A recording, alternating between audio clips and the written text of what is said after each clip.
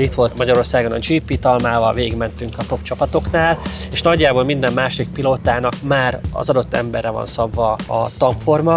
A cél azon kívül, hogy egy ilyen tapadó felületet nyújt, amit a sima tangrip is, hogy ezt a kis szárnyformát úgy helyezzük el, hogy féktávon is, de főleg kanyarban a lábad beleakadjon mindegy kampóba.